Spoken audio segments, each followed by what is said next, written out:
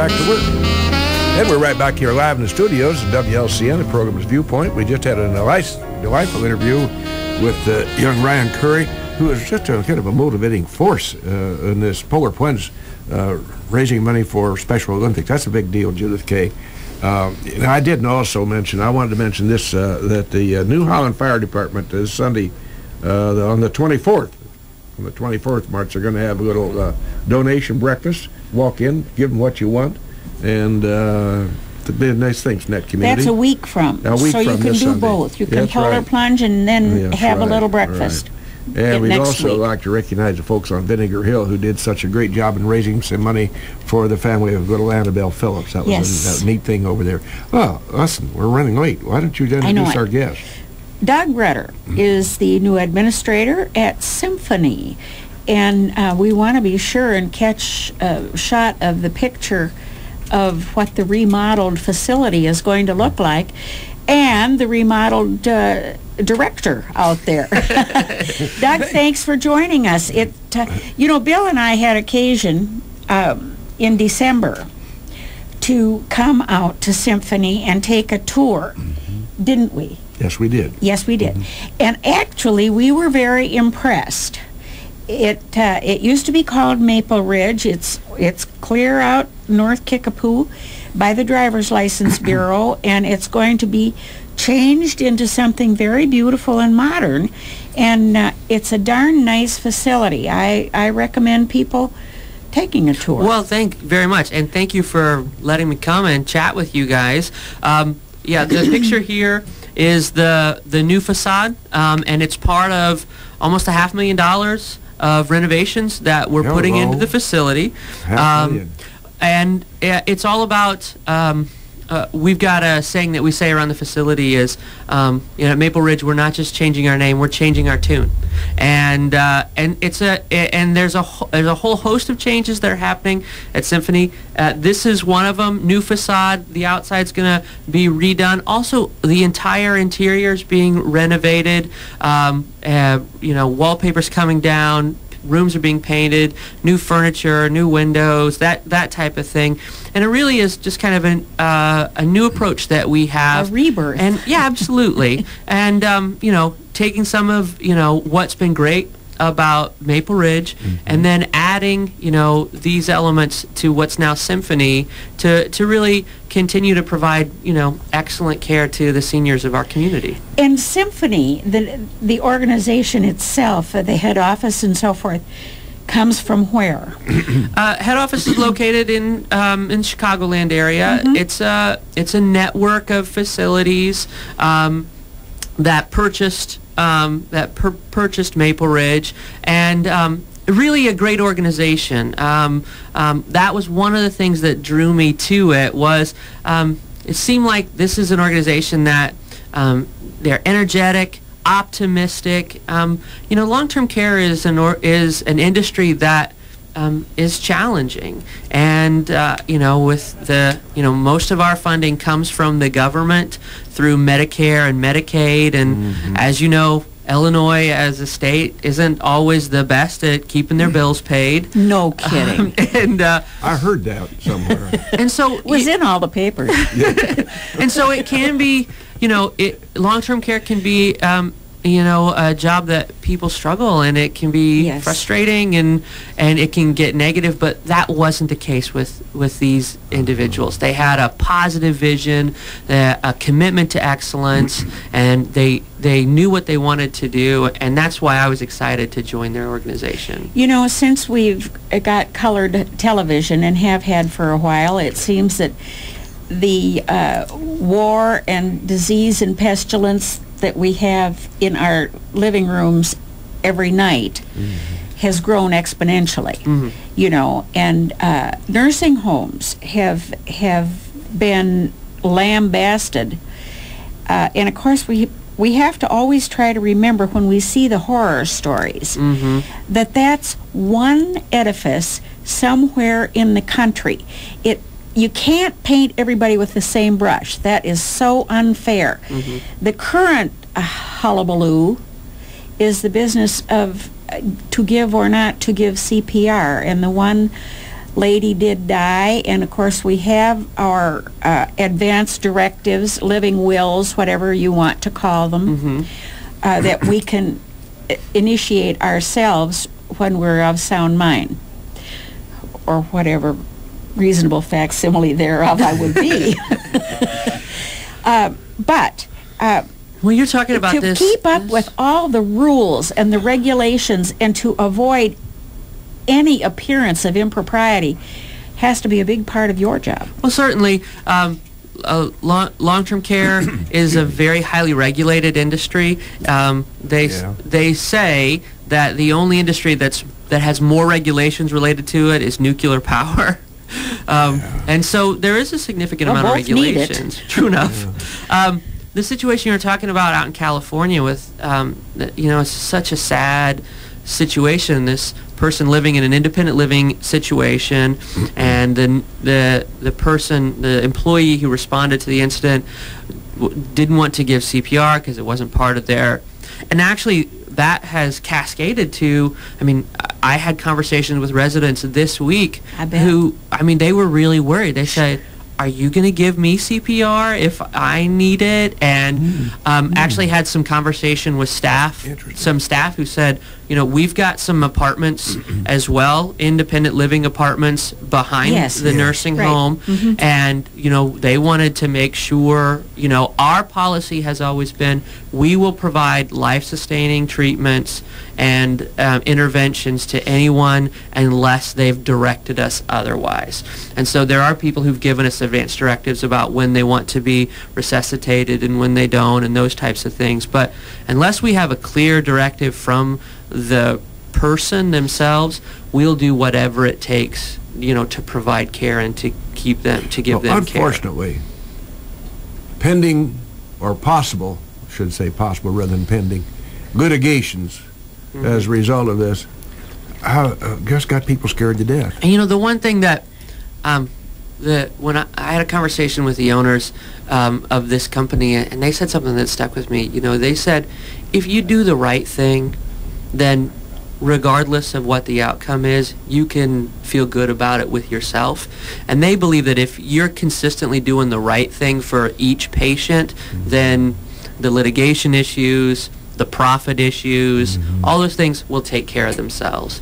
And so, that's what we focus on is, we tell our staff, there's something inside you that says what's right and wrong. And you do what's right. And that's profound in a perfect world. But nothing anymore is easy. There's no black and white. There's too much gray to even comprehend. How do you know what's right? Well, what we say is we always want to err on the side of the needs of the patient.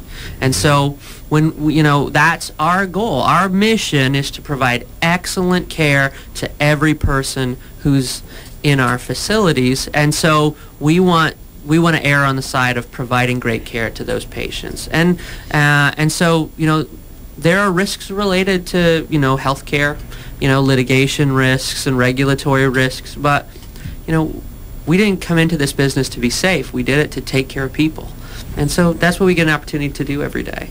The bottom line is facilities such as Symphony all over this country, or if they're well run and all such as yours is, they're a godsend to families. Oh my. Just a godsend to families, because where would these people be? Where would they go? Absolutely. Physically? Yeah. Where would they go? And especially, so it's as simple as that. Especially, one of the things that's been really rewarding is, we have a number of our residents who don't have families either close or don't have any family at all, and our employees become their family. Yes. And the one thing that I've really loved, being at Symphony, is seeing the care and commitment that our employees have. And a lot of our employees, the nurse aides that provide direct care, I work in an office and I wear a tie, but they do the work. And it's not a glamorous job, and it's a hard job, and maybe it's not even a job. Maybe it's a calling. You know what? And what I've seen from our staff is, we have staff that come in off hours to bring their babies to see the residents, which they just light up at.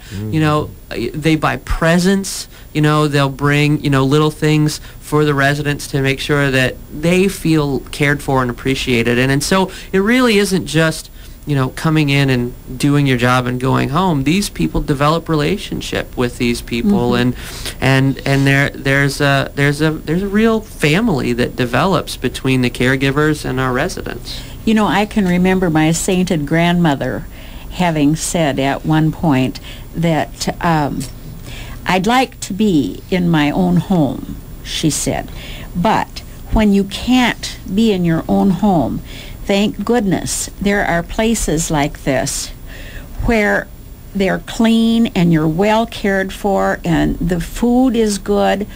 Thank goodness there are these places. It's going to come to all of us. Science has given us this extended lifetime, thanks a whole bunch.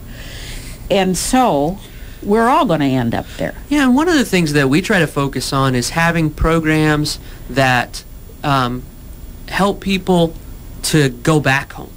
And a lot of people think if you go to the nursing home, then you stay there forever, and that's really not the case at all. We have, intensive therapies, excellent nursing staff, and a lot of the folks who come to the facility, they come for a short stay, maybe 20, 30, 40 days, a few months. They get the rehab that they need, they get the clinical care that they need, and we prepare them to successfully return back to their homes.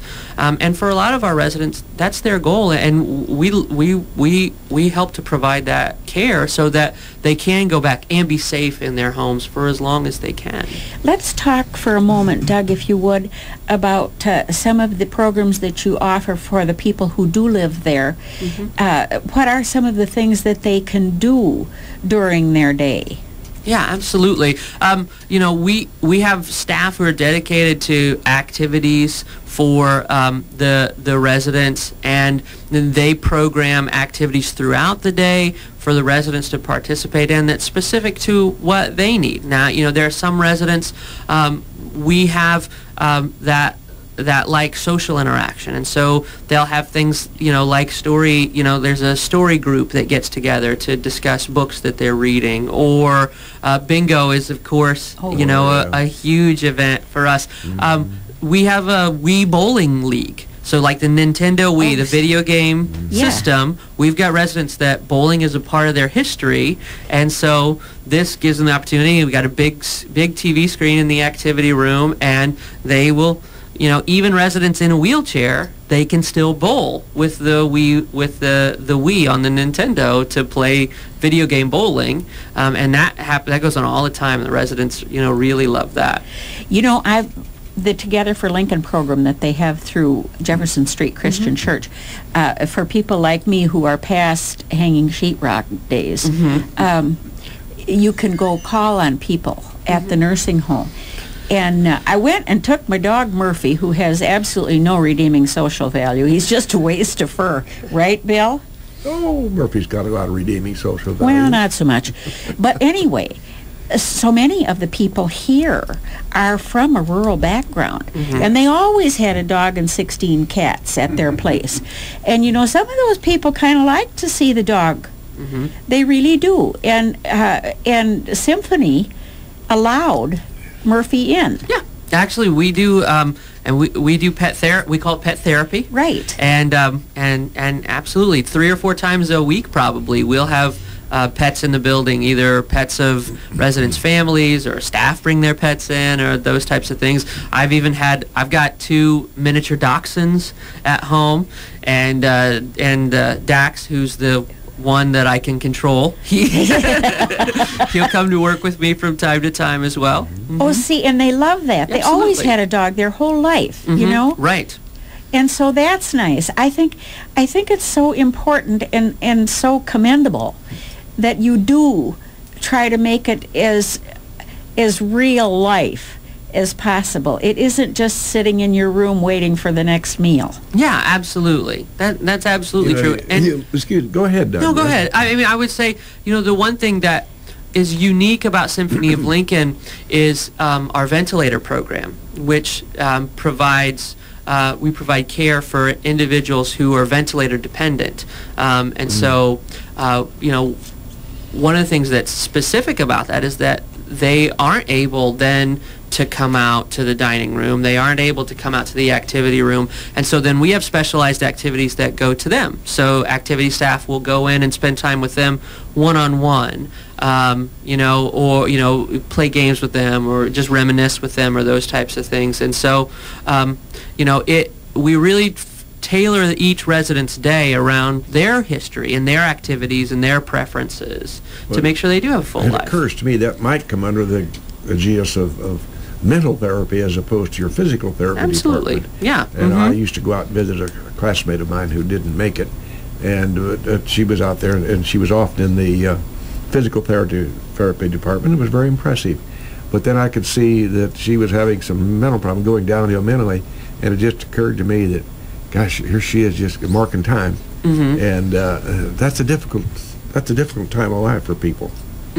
Yeah. Particularly their families who see that. And I will say the one, you know, while seniors they struggle with physical and sometimes mental challenges, one of the things that we see is a danger to seniors is isolation, as their mobility and ability to get out changes, especially in rural communities like this. And so one of the things we see is that, you know, when they finally decide to come to the nursing home, they have an entire social awakening again. That, I mean, there are people, they have, you know, the roommate or the person in, you know, the next room down on the hall with them, or the person they sit with at the dining room. This is social interaction that they haven't had for, you know, sometimes years, and it really is a, you know, a positive experience that they have. How, you mentioned a little bit that some nasty rumor about Illinois not paying its bills. How do you manage when that's the darn truth? We have very smart people who manage the money of the facility and to make sure that we have what we need to provide the care that we do. Thankfully, I'm not one of those, because I struggle just to keep the checkbook balanced. But yeah, the organization, you know, it's part of the cost of doing business, and the way that they have to do things is to do that. But I will say it's an organization that, you know, I have every confidence in the way that they are managing, and not just surviving. Because I've been in organizations where we'll get through this. But these guys have a positive vision about how to expand and improve and to do better and push us every day to continue to move forward. And that's what I love about this organization.